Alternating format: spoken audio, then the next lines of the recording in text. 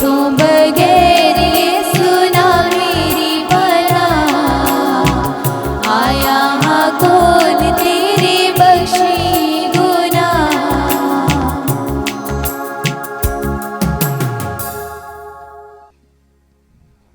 बाप ਅਤੇ ਬੇਟੇ ਅਤੇ ਰੂਹ ਪਾਕ ਦੇ ਨਾਂ ਉਤੇ आमीन।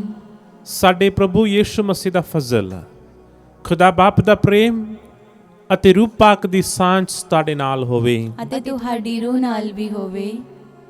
ਮਸੀਹ ਵਿੱਚ ਪਿਆਰੇ ਭਰਾਵੋ ਤੇ ਭੈਣੋ, ਸਾਡੇ ਜ਼ਿੰਦਗੀ ਦੇ ਵਿੱਚ ਕਦੀ ਇਸ ਤਰ੍ਹਾਂ ਦਾ ਘੜੀ ਆ ਜਾਂਦਾ ਹੈ ਜਦੋਂ ਸਿਰਫ ਪ੍ਰਭੂ ਉੱਤੇ ਸਾਡਾ ਈਮਾਨ ਹੀ ਸਾਡਾ ਮਦਦ ਲਿਆਉਂਦਾ ਹੈ। ਜੋ ਦੁਨਿਆਵੀ ਚੀਜ਼ਾਂ ਜਿਸ ਉੱਤੇ ਸਾਡਾ ਭਰੋਸਾ ਸੀ ਉਹ ਸਾਡੇ ਲਈ ਕੋਈ ਕੰਮ ਨਹੀਂ ਆਉਂਦਾ। ਸਿਰਫ ਪ੍ਰਭੂ ਹੀ ਸਾਨੂੰ ਬਚਾ ਸਕਦਾ ਹੈ। ਸਿਰਫ ਪ੍ਰਭੂ ਤੇ ਸਾਡਾ ਈਮਾਨ ਜੋ ਹੈ ਉਹੀ ਸਾਨੂੰ ਅੱਗੇ ਚੱਲਣ ਦੀ ਸ਼ਕਤੀ ਦਿੰਦਾ ਹੈ। ਇਸ ਤਰ੍ਹਾਂ ਦੀ ਇੱਕ ਘਟਨਾ ਅੱਜ ਅਸੀਂ ਅੰਜੀਲ ਦੇ ਵਿੱਚ ਵੇਖਦੇ ਹਾਂ। ਪ੍ਰਭੂ ਯਿਸੂ ਮਸੀਹ ਸਮੁੰਦਰ ਨੂੰ ਸ਼ਾਂਤ ਕਰਦਾ ਹੈ, ਤੂਫਾਨ ਨੂੰ ਬੰਦ ਕਰ ਦਿੰਦਾ ਹੈ। ਆਓ ਅਸੀਂ ਪ੍ਰਭੂ ਤੇ ਭਰੋਸਾ ਰੱਖੀਏ। ਸਾਡੀ ਈਮਾਨ ਦੀ ਕਾਠ ਲਈ ਅਸੀਂ ਖੁਦਾ ਕੋਲੋਂ ਮਾਫੀ ਮੰਗੀਏ। ਆਓ ਅਸੀਂ ਆਪਣੀਆਂ ਬਾਕੀ ਸਭ ਗੁਨਾਹਾਂ ਦੇ ਲਈ ਸੱਚੇ ਦਿਲੋਂ ਮਾਫੀ ਮੰਗਦੇ ਹੋਏ ਇਸ ਪਵਿੱਤਰ ਕੁਰਬਾਨੀ ਲਈ ਆਪਣੇ ਆਪ ਨੂੰ ਤਿਆਰ ਕਰੀਏ। ਮੈਂ ਇਕਬਾਲ ਕਰਦਾ ਹਾਂ ਪੂਰੀ ਕੁਦਰਤ ਵਾਲੇ ਖੁਦਾ ਅਤੇ ਤੁਹਾਡੇ ਅੱਗੇ ਐ ਭਰਾਓ ਤੇ ਭੈਣੋ ਕਿ ਮੈਂ ਸੋਚਣ ਨਾਲ, ਬੋਲਣ ਨਾਲ, ਕਰਨ ਨਾਲ ਅਤੇ ਅਣਗਹਿਲੀ ਨਾਲ ਬਹੁਤ ਗੁਨਾਹ ਕੀਤੇ। ਆਪਣੇ ਦੋਸ਼ ਨਾਲ, ਆਪਣੇ ਹੀ ਦੋਸ਼ ਦੇ ਨਾਲ, ਆਪਣੇ ਬਹੁਤ ਵੱਡੇ ਦੋਸ਼ ਦੇ ਨਾਲ। ਇਸ ਲਈ ਮੈਂ ਤਾਂ ਸਦਾ ਕੁਆਰੀ ਮਰੀਅਮ ਸਾਰਿਆਂ ਫਰਿਸ਼ਤਿਆਂ ਅਤੇ ਸੰਤਾਂ ਅਤੇ ਤੁਹਾਡੇ ਅੱਗੇ ਐ ਭਰਾਓ ਤੇ ਭੈਣੋ ਬੇਨਤੀ ਕਰਦੀ ਹਾਂ ਕਿ ਮੇਰੇ ਲਈ ਪ੍ਰਭੂ ਖੁਦਾ ਦੇ ਅੱਗੇ ਪ੍ਰਾਰਥਨਾ ਕਰੋ। ਪੂਰੀ ਕੁਦਰਤ ਵਾਲੇ ਖੁਦਾ ਸਾਡੇ ਉੱਤੇ ਦਇਆ ਕਰੇ ਅਤੇ ਸਾਡੇ ਗੁਨਾਹਾਂ ਨੂੰ ਮਾਫ ਕਰਕੇ ਸਾਨੂੰ ਸਦੀਵੀ ਜੀਵਨ ਤੱਕ ਪਹੁੰਚਾਵੇ। ਆਮੀਨ।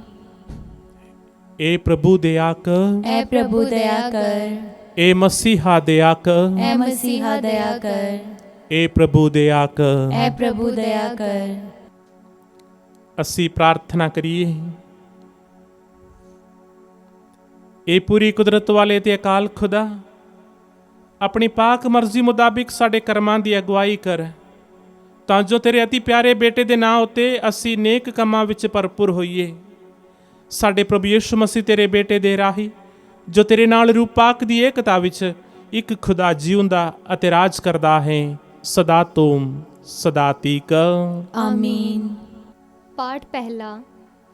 ਸੈਮੂਅਲ ਦੀ ਦੂਸਰੀ ਪੁਸਤਕ ਵਿੱਚੋਂ ਉਸ ਦਾ 12 ਬਾਬ 1 ਤੋਂ 7, 10 ਤੋਂ 17 ਆਇਤ ਤੱਕ। ਤਦ ਪ੍ਰਭੂ ਨੇ ਦਾਊਦ ਕੋਲ ਨਾਥਾਨ ਨਬੀ ਨੂੰ ਘੱਲਿਆ ਅਤੇ ਉਸਨੇ ਦਾਊਦ ਨੂੰ ਆ ਕੇ ਕਿਹਾ, ਇੱਕ ਨਗਰ ਵਿੱਚ 2 ਆਦਮੀ ਰਹਿੰਦੇ ਸਨ, ਇੱਕ ਅਮੀਰ ਅਤੇ ਦੂਸਰਾ ਗਰੀਬ ਸੀ।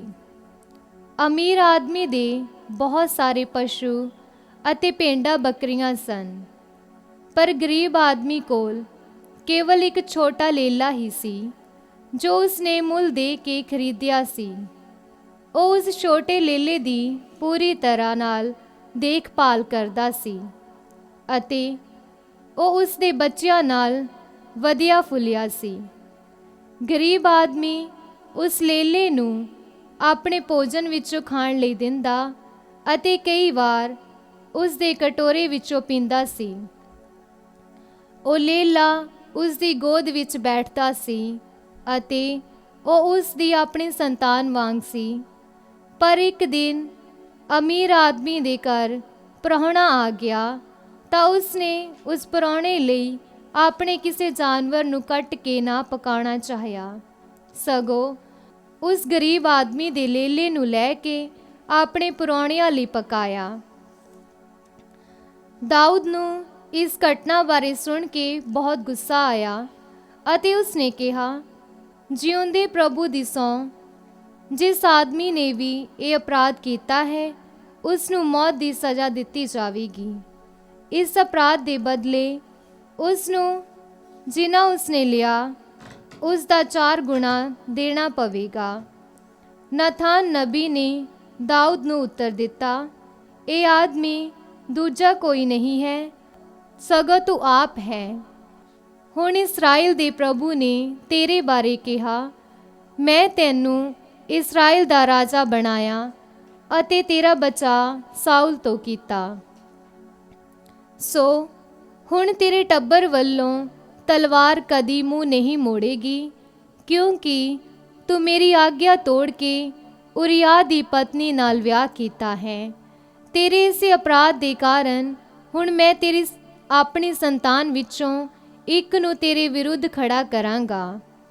ਮੈਂ ਤੇਰੀਆਂ ਪਤਨੀਆਂ ਖੋ ਕੇ ਦੂਜਿਆਂ ਨੂੰ ਦੇ ਦੇਵਾਂਗਾ ਅਤੇ ਉਹ ਖੁੱਲ੍ਹੇਆਮ ਉਹਨਾਂ ਨਾਲ ਸੰਗ ਕਰਨਗੇ।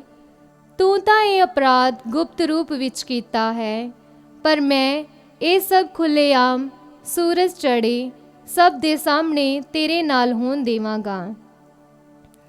ਦਾਊਦ ਨੇ ਕਿਹਾ, ਮੈਂ ਸੱਚਮੁੱਚ ਪ੍ਰਭੂ ਦੇ ਵਿਰੁੱਧ ਪਾਪ ਕੀਤਾ ਹੈ। ਨਾਥਾਨ ਨੇ ਉੱਤਰ ਦਿੱਤਾ, ਪ੍ਰਭੂ ਨੇ ਤੈਨੂੰ ਤੇਰਾ ਪਾਪ ਮਾਫ ਕਰ ਦਿੱਤਾ ਹੈ, ਇਸ ਲਈ ਤੂੰ ਨਹੀਂ ਮਰੇਗਾ। ਪਰ ਕਿਉਂਕਿ ਤੂੰ ਇਸ ਕਰਕੇ ਪ੍ਰਭੂ ਦੀ ਨਿੰਦਾ ਦਾ ਕਾਰਨ ਬਣਿਆ ਹੈ, ਸੋ ਤੇਰਾ ਹੋਣ ਵਾਲਾ ਬੱਚਾ ਨਹੀਂ ਬਚੇਗਾ। ਇਹ ਕਹਿ ਕੇ ਨਾਥਾਨ ਆਪਣੇ ਘਰ ਚਲਾ ਗਿਆ। ਤਦ ਪ੍ਰਭੂ ਨੇ ਉਸ ਬੱਚੇ ਨੂੰ ਬਹੁਤ ਬਿਮਾਰ ਕਰ ਦਿੱਤਾ, ਜਿਸ ਨੂੰ ਦਾਊਦ ਨੇ ਬਪਸਬਾ ਨੇ ਜਨਮ ਦਿੱਤਾ ਸੀ। ਸੋ ਦਾਊਦ ਨੇ ਪਰਮੇਸ਼ਵਰ ਦੇ ਅੱਗੇ ਬੱਚੇ ਦੇ ਚੰਗੇ ਹੋਣ ਲਈ ਪ੍ਰਾਰਥਨਾ ਕੀਤੀ। ਉਸਨੇ ਖਾਣਾ ਪੀਣਾ ਛੱਡ ਦਿੱਤਾ ਅਤੇ ਸਾਰੀ ਰਾਤ ਬੱਚੇ ਦੇ ਕਮਰੇ ਵਿੱਚ ਜਾ ਕੇ ਜ਼ਮੀਨ ਉੱਤੇ ਬੈਠਾ ਰਹਿੰਦਾ ਸੀ। ਉਸ ਦੇ ਦਰਬਾਰੀ ਜਾ ਕੇ ਉਸ ਨੂੰ ਉੱਠ ਕੇ ਕੁਝ ਖਾਣ ਲਈ ਕਹਿੰਦੇ, ਪਰ ਉਹ ਉਹਨਾਂ ਦਾ ਕਹਿਣਾ ਨਾ ਮੰਨਦਾ ਅਤੇ ਕੁਝ ਨਹੀਂ ਖਾਂਦਾ ਸੀ। ਇਹ ਪ੍ਰਭੂ ਦੀ ਬਾਣੀ ਹੈ। ਖੁਦਾ ਦਾ ਸ਼ੁਕਰ ਹੋਵੇ।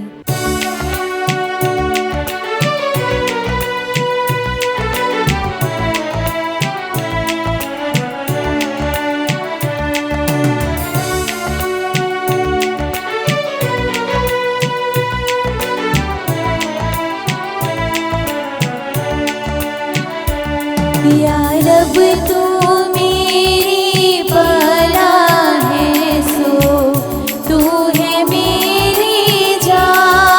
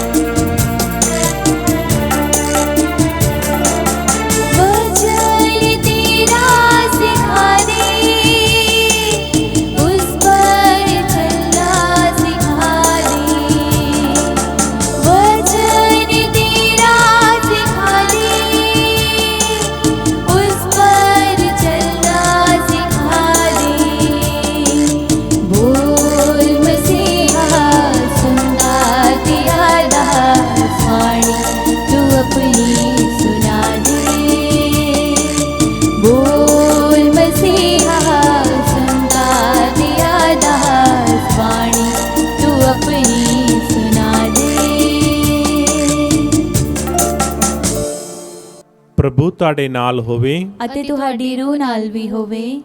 ਪਾਠ ਪਵਿੱਤਰ ਅੰਜੀਲ ਦਾ ਸੰਤ ਮਰਕੁਸ ਦੇ ਅਨੁਸਾਰ ਹੈ। ਤੇਰੀ ਵਡਿਆਈ ਹੋਵੇ ਐ ਪ੍ਰਭੂ।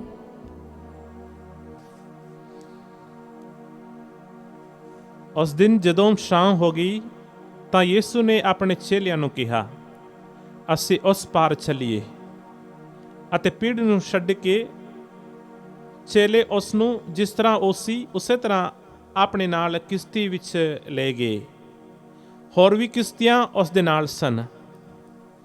ਤਦ ਹਵਾ ਦਾ ਇੱਕ ਵੱਡਾ ਤੂਫਾਨ ਛੜਾਇਆ ਅਤੇ ਲਹਿਰਾਂ ਕਿਸ਼ਤੀ ਨਾਲ ਟਕਰਾਉਣ ਲੱਗ ਪਈਆਂ। ਇਸ ਲਈ ਕਿਸ਼ਤੀ ਪਾਣੀ ਨਾਲ ਭਰ ਚੱਲੀ ਸੀ, ਪਰ ਉਹ ਕਿਸ਼ਤੀ ਦੇ ਪਿਛਲੇ ਹਿੱਸੇ ਵਿੱਚ ਗੱਦੀ ਉੱਤੇ ਸੁੱਤਾ ਪਿਆ ਸੀ। ਚੇਲਿਆਂ ਨੇ ਉਸ ਨੂੰ ਜਗਾਇਆ ਤੇ ਕਿਹਾ, ਗੁਰੂ ਜੀ, ਤੁਹਾਨੂੰ ਕੋਈ ਫਿਕਰ ਨਹੀਂ ਜੋ ਅਸੀਂ ਗਰਕ ਹੋ ਰਹੇ ਹਾਂ। ਉਹ ਜਾਗਿਆ ਅਤੇ ਉਸਨੇ ਹਵਾ ਨੂੰ ਡਾਂਡਿਆ ਅਤੇ ਸਮੁੰਦਰ ਨੂੰ ਕਿਹਾ, ਸ਼ਾਂਤ ਹੋ, ਥੰਮ ਜਾ। ਹਵਾ ਬੰਦ ਹੋ ਗਈ ਅਤੇ ਸਭ ਸ਼ਾਂਤ ਹੋ ਗਿਆ। ਉਸਨੇ ਉਹਨਾਂ ਨੂੰ ਕਿਹਾ, ਤੁਸੀਂ ਕਿਉਂ ਡਰਦੇ ਸੋ? ਕੀ ਤੁਹਾਡੇ ਵਿੱਚ ਅਜੇ ਵੀ ਈਮਾਨ ਨਹੀਂ ਹੈ? ਉਹ ਖੌਫ ਨਾਲ ਭਰ ਗਏ ਅਤੇ ਆਪਸ ਵਿੱਚ ਕਹਿਣ ਲੱਗੇ, ਆਖਰ ਇਹ ਕੌਣ ਹੈ ਕਿ ਹਵਾ ਅਤੇ ਸਮੁੰਦਰ ਵੀ ਇਸ ਦਾ ਹੁਕਮ ਮੰਨਦੇ ਹਨ। ਪ੍ਰਭੂ ਦੀ ਅੰਜੀਲ। ਤੇਰੀ ਮਹਿਮਾ ਹੋਵੇ ਐ ਮਸੀਹਾ।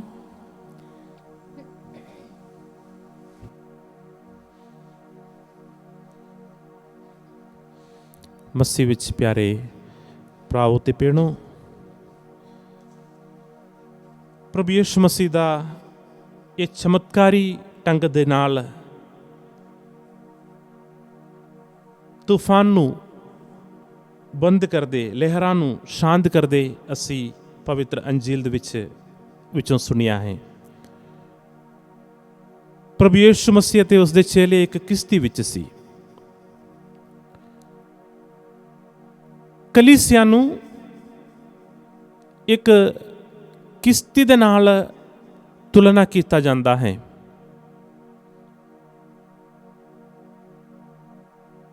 ਕਲੀਸਿਆ ਇੱਕ ਕਿਸ਼ਤੀ ਦੇ ਰੂਪ ਦੇ ਵਿੱਚ ਪੇਸ਼ ਕੀਤਾ ਜਾਂਦਾ ਹੈ, ਜਿਸ ਵਿੱਚ ਅਸੀਂ ਸਾਰੇ ਸ਼ਾਮਿਲ ਹਾਂ। ਅਤੇ ਪ੍ਰਭੂ ਯਿਸੂ ਮਸੀਹ ਵੀ ਉਸ ਕਿਸ਼ਤੀ ਦੇ, ਜਿਸ ਤਰ੍ਹਾਂ ਅੰਜੀਲ ਦੇ ਵਿੱਚੋਂ ਅਸੀਂ ਸੁਣਿਆ, ਪਿਛਲੇ ਪਾਸੇ ਪ੍ਰਭੂ ਯਿਸੂ ਮਸੀਹ ਵੀ ਹਾਜ਼ਰ ਨੇ।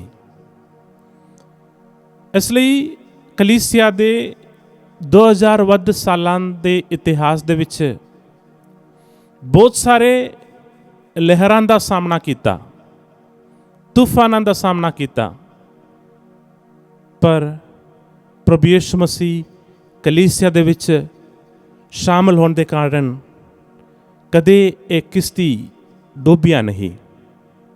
ਇਹ ਕਿਸ਼ਤੀ ਹਮੇਸ਼ਾ ਅੱਗੇ ਚੱਲਦਾ ਰਿਹਾ।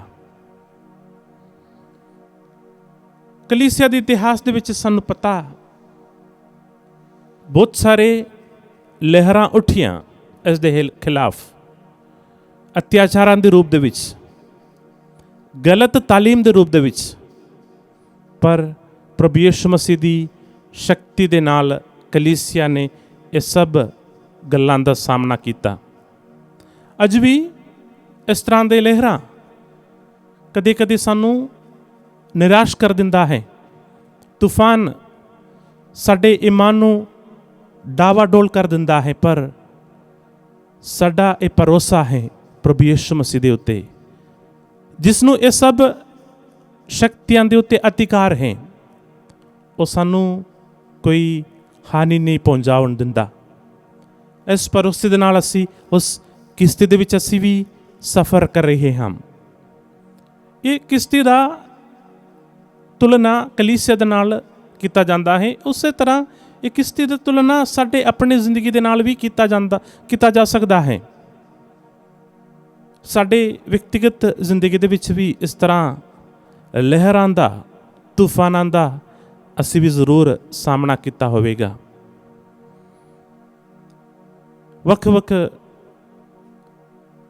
ਲੋਕਾਂ ਦੇ ਜ਼ਿੰਦਗੀ ਦੇ ਵਿੱਚ ਵੱਖ-ਵੱਖ ਰੂਪ ਦੇ ਵਿੱਚ ਲਹਿਰਾਂ ਤੂਫਾਨ ਜ਼ਰੂਰ ਆ ਜਾਂਦਾ ਹੈ। ਸਾਡੀ ਜ਼ਿੰਦਗੀ ਹਮੇਸ਼ਾ ਸ਼ਾਂਤ ਨਹੀਂ, ਸਾਨੂੰ ਪਤਾ ਹੈ। ਉਹਨਾਂ ਚੇਲਿਆਂ ਦੇ ਜ਼ਿੰਦਗੀ ਦੇ ਵਿੱਚ ਵੀ ਉਹਨਾਂ ਨੂੰ ਇਸ ਤਰ੍ਹਾਂ ਦਾ ਤੂਫਾਨ ਲਹਿਰਾਂ ਦਾ ਸਾਹਮਣਾ ਕਰਨਾ ਪਿਆ। ਉਦਾਹਰਨ ਦੇ ਤੌਰ ਤੇ ਪਤਰਸ ਦੀ ਜ਼ਿੰਦਗੀ ਦੇ ਵਿੱਚ ਤੂਫਾਨ ਅਤੇ ਲਹਿਰਾਂ ਅਤਿਆਚਾਰਾਂ ਦੇ ਰੂਪ ਦੇ ਵਿੱਚ, ਸਲੀਬ ਦੇ ਰੂਪ ਦੇ ਵਿੱਚ ਆਇਆ। ਸਾਡੇ ਆਪਣੇ ਜ਼ਿੰਦਗੀ ਦੇ ਵਿੱਚ ਅੱਜ ਵੀ ਅਸੀਂ ਇਸ ਤਰ੍ਹਾਂ ਤੂਫਾਨ ਅਤੇ ਲਹਿਰਾਂ ਦਾ ਜ਼ਰੂਰ ਸਾਹਮਣਾ ਕਰਦੇ ਹਾਂ। ਕਦੀ ਬਿਮਾਰੀ ਦੇ ਰੂਪ ਦੇ ਵਿੱਚ, ਕਦੀ ਦੁੱਖ ਮੁਸੀਬਤ ਦੇ ਰੂਪ ਦੇ ਵਿੱਚ ਸਾਡੇ ਜ਼ਿੰਦਗੀ ਦੇ ਵਿੱਚ ਵੀ ਇਸ ਤਰ੍ਹਾਂ ਲਹਿਰਾਂ ਉੱਡਦੀਆਂ ਹਨ, ਹਵਾ ਚੱਲਦੀਆਂ ਹਨ ਅਤੇ ਸਾਨੂੰ ਪ੍ਰਭੂ ਤੇ ਸਾਡੀ ਭਰੋਸਾ ਰੱਖਣਾ ਚਾਹੀਦਾ ਹੈ। ਜਦੋਂ ਚੇਲਿਆਂ ਨੇ ਡਰ ਦੇ ਮਾਰੇ ਪ੍ਰਭੂ ਯਿਸੂ ਨੂੰ ਬੁਲਾਇਆ, ਉਹਨਾਂ ਨੇ ਪਹਿਲਾ ਸਵਾਲ ਚੇਲਿਆਂ ਨੂੰ ਇਹ ਪੁੱਛਿਆ, ਤੁਹਾਡਾ ਈਮਾਨ ਕਿੱਥੇ? ਜਦੋਂ ਅਸੀਂ ਵੀ ਇਸ ਤਰ੍ਹਾਂ ਦੇ ਲਹਿਰਾਂ ਦੇ ਸਾਹਮਣਾ ਕਰਦੇ ਹੋਏ ਸਾਡੀ ਵਿਅਕਤੀਗਤ ਜ਼ਿੰਦਗੀ ਦੇ ਵਿੱਚ ਪਰੇਸ਼ਾਨੀਆਂ ਦਾ ਸਾਹਮਣਾ ਕਰਨ ਦਾ ਸਮਾਂ, ਪ੍ਰਭੂ ਯਿਸੂ ਮਸੀਹ ਸਾਨੂੰ ਵੀ ਇਹ ਸਵਾਲ ਕਰਦਾ ਹੈ, ਕਿੱਥੇ ਸਾਡਾ ਈਮਾਨ? ਪ੍ਰਭੂ ਯਿਸੂ ਮਸੀਹ ਸਾਡੇ ਜ਼ਿੰਦਗੀ ਦੀ ਉਸ ਕਿਸ਼ਤੀ ਦੇ ਵਿੱਚ ਹਾਜ਼ਰ ਨੇ। ਸਾਨੂੰ ਉਸ ਉੱਤੇ ਆਪਣਾ ਪੂਰੀ ਭਰੋਸਾ ਰੱਖਣਾ ਚਾਹੀਦਾ ਹੈ। ਜੇਕਰ ਉਹ ਸਾਡੇ ਨਾਲ ਹੈ ਤਾਂ ਸਾਨੂੰ ਕੋਈ ਵੀ ਡਰਨ ਦੀ ਲੋੜ ਨਹੀਂ। ਉਹ ਸਾਨੂੰ ਸਹੀ ਸਲਾਮਤ ਸਾਡੀ ਅਗਵਾਈ ਕਰਨਗੇ। ਇਹੀ ਭਰੋਸੇ ਦੇ ਨਾਲ ਆਓ ਅਸੀਂ ਆਪਣੀ ਜੀਵਨ ਯਾਤਰਾ ਦੇ ਵਿੱਚ ਅੱਗੇ ਵਧੀਏ। ਖੁਦਾ ਅਸਾਂ ਸਾਰਿਆਂ ਨੂੰ ਬਰਕਤ ਦੇਵੇ।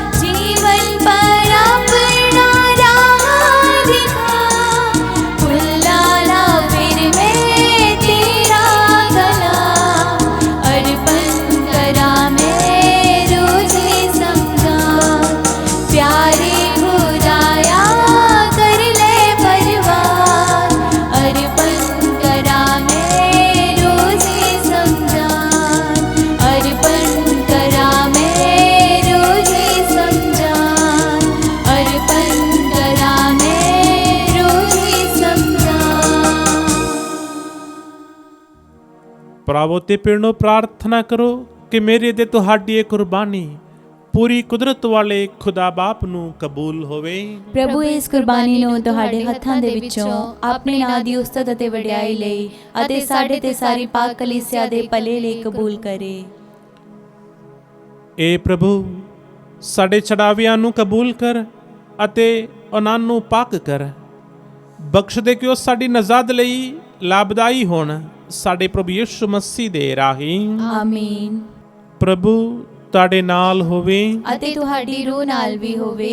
ਤੁਸੀਂ ਆਪਣੇ ਦਿਲ ਪ੍ਰਭੂ ਵੱਲ ਲਗਾਓ। ਅਸੀਂ ਆਪਣੇ ਦਿਲ ਪ੍ਰਭੂ ਵੱਲ ਲਗਾਉਂਦੇ ਹਾਂ। ਅਸੀਂ ਆਪਣੇ ਪ੍ਰਭੂ ਖੁਦਾ ਦਾ ਧੰਨਵਾਦ ਕਰੀਏ। ਇਹ ਸਹੀ ਅਤੇ ਯੋਗ ਹੈ। ਇਹ ਪ੍ਰਭੂ ਪਵਿੱਤਰ ਬਾਪ, ਪੂਰੀ ਕੁਦਰਤ ਵਾਲੇ ਤੇ ਅਕਾਲ ਖੁਦਾ, ਇਹ ਸੱਚਮੁੱਚ ਸਹੀ ਅਤੇ ਯੋਗ ਹੈ। ਮੁਕਤੀ ਪਾਵਨ ਦਾ ਰਾਹ ਹੈ ਕਿ ਅਸੀਂ ਹਰ ਵੇਲੇ ਤੇ ਹਰ ਥਾਂ ਯਿਸੂ ਮਸੀਹ ਆਪਣੇ ਪ੍ਰਭੂ ਦੇ ਰਾਹੀਂ ਤੇਰਾ ਧੰਨਵਾਦ ਕਰੀਏ। ਉਹ ਤੇਰਾ ਸ਼ਬਦ ਹੈ, ਉਸ ਦੇ ਰਾਹੀਂ ਤੂੰ ਸਾਰੀਆਂ ਚੀਜ਼ਾਂ ਨੂੰ ਬਣਾਇਆ, ਜਿਸ ਨੂੰ ਤੂੰ ਸਾਡਾ ਮੁਕਤੀਦਾਤਾ ਤੇ ਨਜਾਤ ਬਖਸ਼ਣ ਵਾਲੇ ਵਜੋਂ ਭੇਜਿਆ, ਜਿਸ ਨੇ ਰੂਪ ਪਾਕ ਦੇ ਰਾਹੀਂ ਦੇ ਤਾਰ ਕੇ ਕੁਆਰੀ ਤੋਂ ਜਨਮ ਲਿਆ। ਤੇਰੀ ਪਾਕ ਮਰਜ਼ੀ ਪੂਰੀ ਕਰਦਿਆਂ ਤੇਰੇ ਲਈ ਇੱਕ ਪਾਕ ਕੌਮ ਨੂੰ ਹਾਸਲ ਕਰਕੇ ਉਸਨੇ ਆਪਣੀਆਂ ਬਾਹਾਂ ਪਸਾਰ ਕੇ ਦੁੱਖ ਤਸੀਹੇ ਛੱਲੇ, ਤਾਂ ਜੋ ਉਹ ਮੌਤ ਦਾ ਨਾਸ਼ ਕਰੇ ਅਤੇ ਜੀ ਉੱਠਣ ਨੂੰ ਪ੍ਰਗਟ ਕਰੇ। ਇਸ ਲਈ ਫਰਿਸ਼ਤਿਆਂ ਅਤੇ ਸਾਰੇ ਸੰਤਾਂ ਨਾਲ ਰਲ ਕੇ ਅਸੀਂ ਤੇਰੇ ਜਲਾਲ ਦਾ ਐਲਾਨ ਕਰਦੇ ਹੋਏ ਇੱਕ ਹੀ ਆਵਾਜ਼ ਨਾਲ ਗਾਉਂਦੇ ਹਾਂ, ਪਾਕ ਪਾਕ ਪਾਕ ਲਸ਼ਕਰਾਂ ਦੇ ਪ੍ਰਭੂ ਖੁਦਾ, ਸਵਰਗ ਅਤੇ ਧਰਤੀ ਤੇਰੇ ਜਲਾਲ ਨਾਲ ਭਰਪੂਰ ਹਨ। ਉਚਾਈਆਂ ਵਿੱਚ ਹੋਸਾਨਾ, ਮੁਬਾਰਕ ਹੈ ਉਹ ਜੋ ਪ੍ਰਭੂ ਦੇ ਨਾਮ ਉੱਤੇ ਆਉਂਦਾ ਹੈ, ਉਚਾਈਆਂ ਵਿੱਚ ਹੋਸਾਨਾ। ਏ ਪ੍ਰਭੂ, ਤੂੰ ਸੱਚਮੁੱਚ ਪਾਕ ਹੈ ਅਤੇ ਸਭ ਪਵਿੱਤਰਤਾ ਦਾ ਸੋਮਾ ਹੈ। ਇਸ ਲਈ ਅਸੀਂ ਬੇਨਤੀ ਕਰਦੇ ਹਾਂ ਕਿ ਜਿਸ ਤਰ੍ਹਾਂ ਤਰੇਲ ਪੈਂਦੀ ਹੈ, ਉਸੇ ਤਰ੍ਹਾਂ ਤੂੰ ਆਪਣੇ ਰੂਹ ਪਾਕ ਨੂੰ ਭੇਜ ਕੇ ਇਹਨਾਂ ਨਜ਼ਰਾਨਿਆਂ ਨੂੰ ਪਵਿੱਤਰ ਕਰ, ਤਾਂ ਜੋ ਸਾਡੇ ਲਈ ਸਾਡੇ ਪ੍ਰਭੂ ਯਿਸੂ ਮਸੀਹ ਦਾ ਬਦਨ ਅਤੇ ਲਹੂ ਬਣ ਜਾਵੇ। ਉਸਨੇ ਆਪਣੀ ਮਰਜ਼ੀ ਨਾਲ ਆਪਣੇ ਆਪ ਨੂੰ ਦੁੱਖ ਤਸੀਹਿਆਂ ਲਈ ਸੌਂਪਦੇ ਹੋਏ ਰੋਟੀ ਲਈ, ਧੰਨਵਾਦ ਕਰਦਿਆਂ ਰੋਟੀ ਤੋੜੀ ਅਤੇ ਆਪਣੇ ਚੇਲਿਆਂ ਨੂੰ ਦਿੱਤੀ, ਇਹ ਕਹਿੰਦੇ ਹੋਏ, ਤੁਸੀਂ ਸਾਰੇ ਇਹ ਲਓ ਅਤੇ ਇਸ ਵਿੱਚੋਂ ਖਾਓ, ਕਿਉਂ ਜੋ ਇਹ ਮੇਰਾ ਬਦਨ ਹੈ ਜਿਹੜਾ ਤੁਹਾਡੇ ਲਈ ਕੁਰਬਾਨ ਕੀਤਾ ਜਾਵੇਗਾ।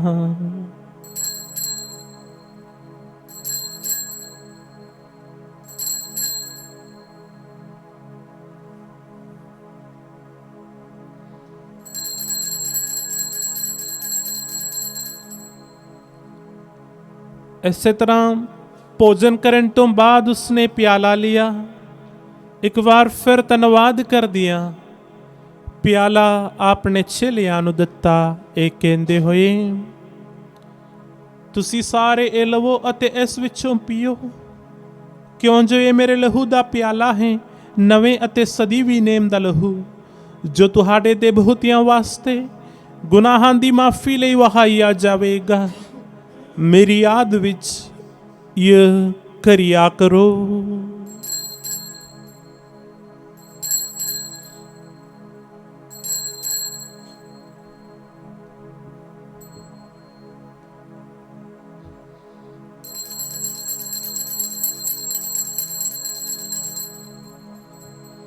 ਈਮਾਨ ਦਾ ਭੇਦ। ਐ ਪ੍ਰਭੂ, ਅਸੀਂ ਤੇਰੀ ਮੌਤ ਦਾ ਐਲਾਨ ਕਰਦੇ ਹਾਂ ਅਤੇ ਤੇਰੇ ਜੀ ਉੱਠਣ ਦੀ ਮੁਨਾਦੀ ਕਰਦੇ ਹਾਂ ਜਦ ਤੱਕ ਤੂੰ ਫਿਰ ਆਵੇਂਗਾ।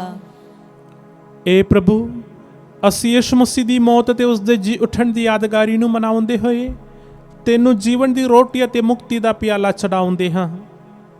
ਅਸੀਂ ਤੇਰਾ ਧੰਨਵਾਦ ਕਰਦੇ ਹਾਂ ਕਿਉਂਕਿ ਤੂੰ ਸਾਨੂੰ ਇਸ ਯੋਗ ਠਹਿਰਾਇਆ ਕਿ ਅਸੀਂ ਤੇਰੀ ਹਜ਼ੂਰੀ ਵਿੱਚ ਦਾਖਲ ਹੋ ਕੇ ਤੇਰੀ ਸੇਵਾ ਕਰੀਏ।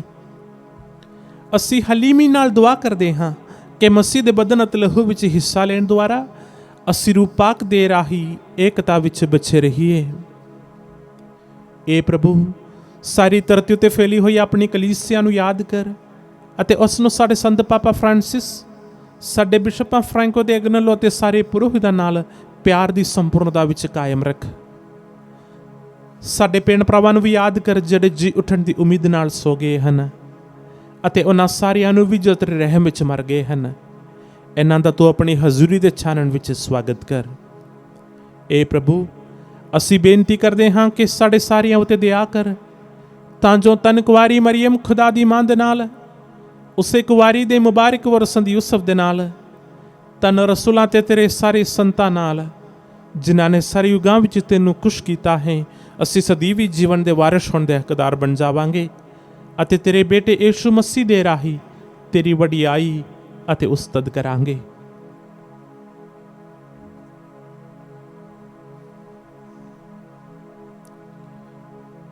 ਉਸ ਦੇ ਰਾਹੀਂ ਅਤੇ ਉਸ ਦੇ ਨਾਲ ਅਤੇ ਉਸ ਦੇ ਵਿੱਚ ਇਹ ਖੁਦਾ ਪੂਰੀ ਕੁਦਰਤ ਵਾਲੇ ਬਾਪ ਰੂਹ ਪਾਕ ਦੀ ਏਕਤਾ ਵਿੱਚ ਸਭ ਜਲਾਲ ਅਤੇ ਵਡਿਆਈ ਤੇਰੀ ਹੀ ਹੈ, ਸਦਾ ਤੁਮ ਸਦਾ ਤੀਕ। ਆਮੀਨ।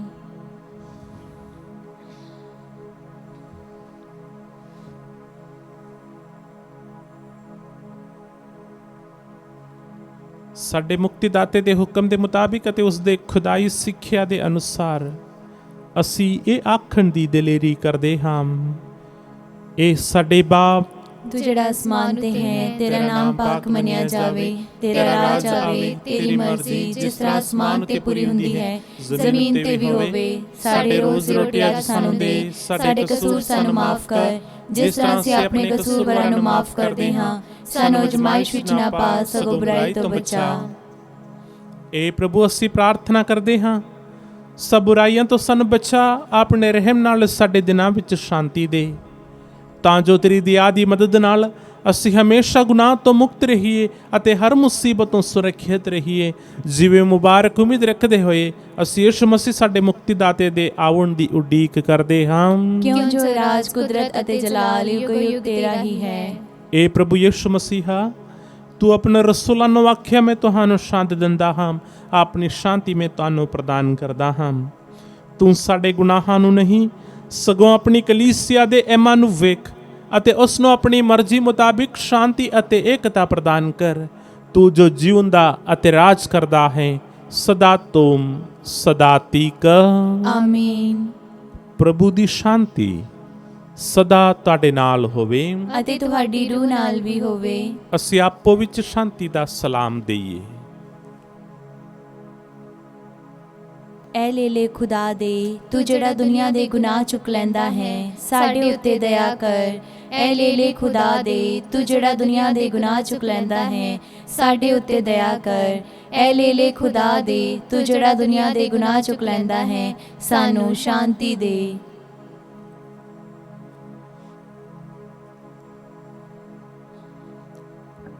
ਦੇਖੋ ਖੁਦਾ ਦਾ ਲੇਲਾ, ਇਹਨੂੰ ਵੇਖੋ ਜਿਹੜਾ ਦੁਨੀਆ ਦੇ ਗੁਨਾਹ ਚੁੱਕ ਲੈਂਦਾ ਹੈ।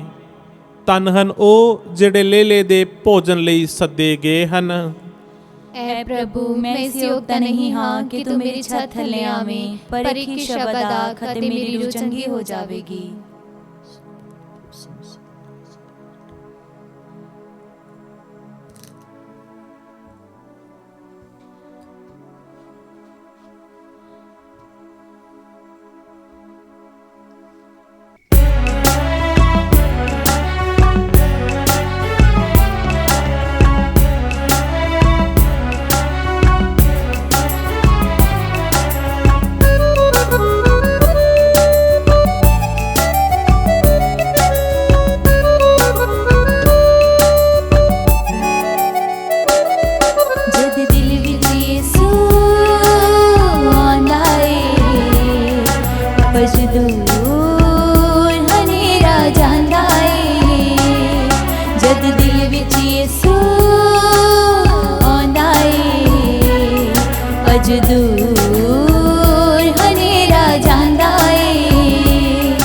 जद दिल विच यीशु आंदा है, भज दूर हनेरा जांदा है।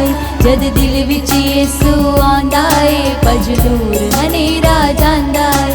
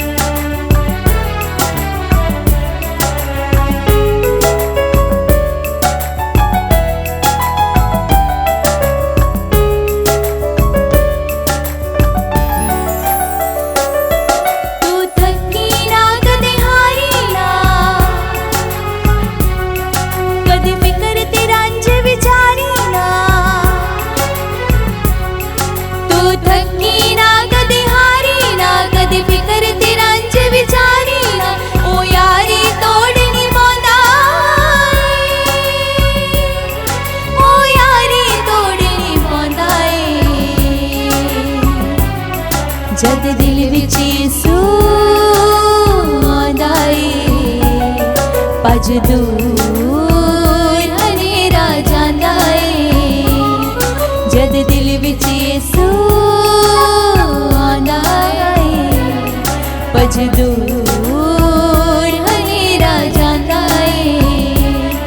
जद दिल विच यीशु आंदा है, भज दूर हनेरा जांदा है। जद दिल विच यीशु आंदा है, भज दूर हनेरा जांदा है। जद दिल विच यीशु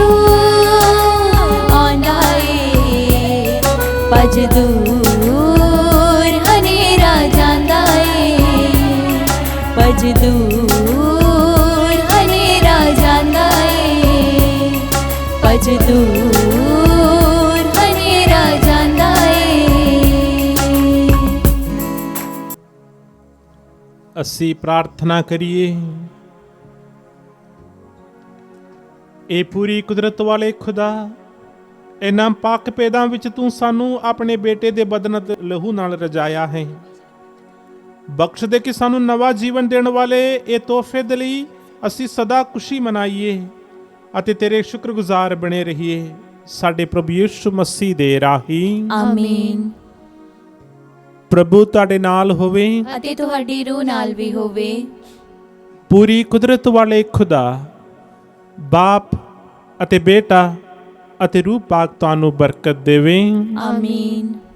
ਕੁਰਬਾਨੀ ਚੜਾਈ ਗਈ, ਸ਼ਾਂਤੀ ਨਾਲ ਜਾਓ। ਖੁਦਾ ਦਾ ਸ਼ੁਕਰ ਹੋਵੇ।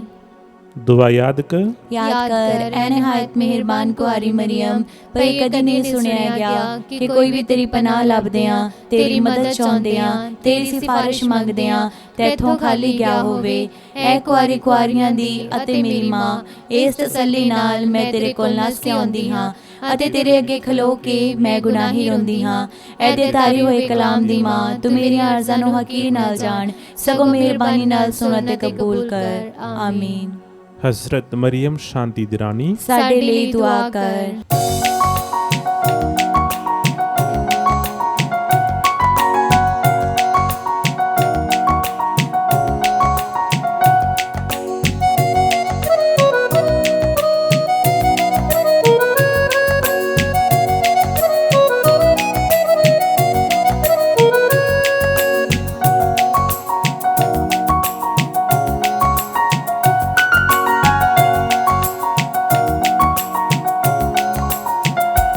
तेरिया सिफतां दे गाने गीत करना, शुक्र खुदा।